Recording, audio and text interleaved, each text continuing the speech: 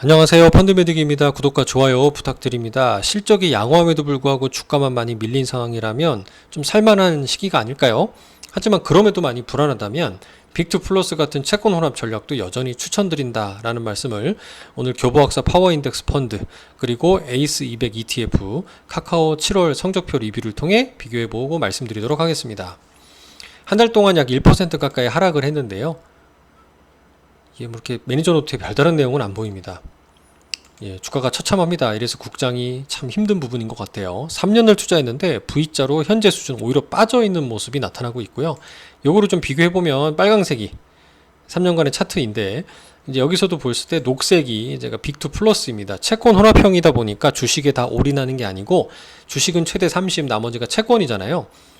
이 기간 동안에 사실 금리가 오히려 올라가면서 채권 가격이 하락하는 일을 발생했는데도 불구하고 상당히 방어를 잘했고 채권 혼합인데 3년간 15%니까 오히려 단순 평균으로도 연 환산했을 때 5% 넘는 수익을 낸 상황이기도 합니다. 이게 반도체 빅2잖아요. 우리 주력 산업이다 보니까 계속 말씀드리는 그 이유이기도 합니다. 운용 성과면에서는 6월 달에 좀 반짝반등 이후에 좀 좋지 않았고요. 현재 섹터별 비중 그리고 상위 10종목을 보더라도 삼성전자나 하이닉스 바로 이게 반도체 빅2 아닙니까? 여기 하이닉스가 좀 먼저 세게 올랐고요. 삼성전자가 좀 오르다가 빠진 모습입니다. HBM에 대한 어떤 개발 순서 테마가 좀 적게 주목받은 영향일 겁니다. 미국 주력 산업과의 연관성이 큰 빅2를 담고 있는 게 우리 코스피 지수의 특징이죠. 그리고 에이스 200 그리고 이렇게 인덱스 펀드조차도 이런 ETF에 투자한다는 거에 주목해 볼 필요가 있습니다. 이제 ETF 한국투자 에이스라는 브랜드죠. 200 증권 상장지수 ETF가 녹색이고요.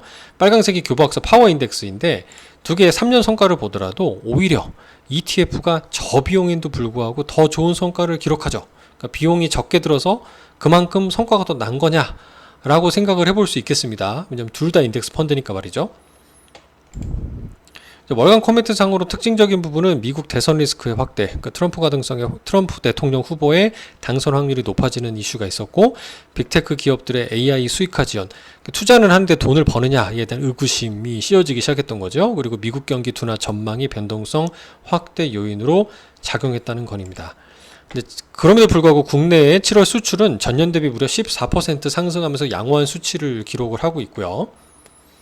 또 업종명으로 봤을 때는 반도체, 전력설비, 자동화 등등 차익 실현 매물 등이 출회되면서 큰 폭의 하락을 보였는데 여기 조선 그리고 건설, 건강관리는 상당히 강세를 보였다라는 점입니다. 통상은 이렇게 강세를 보이고 이제 시세를 분출하게 되는 경우에는 좀 차익 실현을 보고 나오는 경우들이 우리나라 장에서는 많이 펼쳐지곤 했는데요. 결국 이제 뉴스를 보고 팔아라라는 얘기죠. 이제 그러기에는 실적이 이 기사를 보시는 것처럼 반도체, 조선, 방산의 3분기도 실적이 너무 좋다라고 얘기를 하고 있는 상황이라 그냥 차익 실현하기에는 조금 더 갈 수 있는 거 아닌가라는 생각도 해보게 됩니다.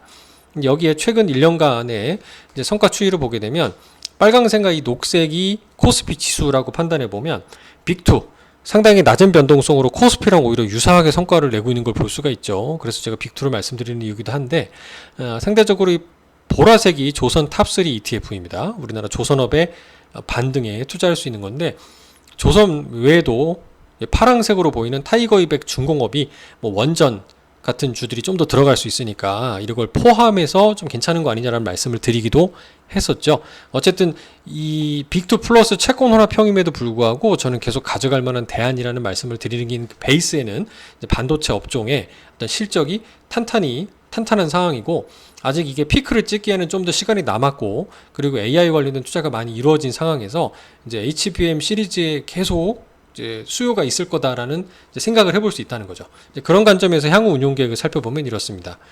현재 PER의 밸류에이션 기준으로도 한 9배 정도 수준밖에 안 된다고 합니다. 밴드 하단이라고 보면 아직은 조금 저평가 구간에 들어온 게 맞다 보니까 여러 리스크 요인들이 좀 소화가 되면 좀 투자 심리는 점점 회복되지 않을까. 그래서 시장에서는 한간에 미국 대선이 있는 11월 정도까지는 조금 주춤하다가 이후에 좀 반등이 나오면서 같이 반등하지 않을까라는 생각을 해보고요.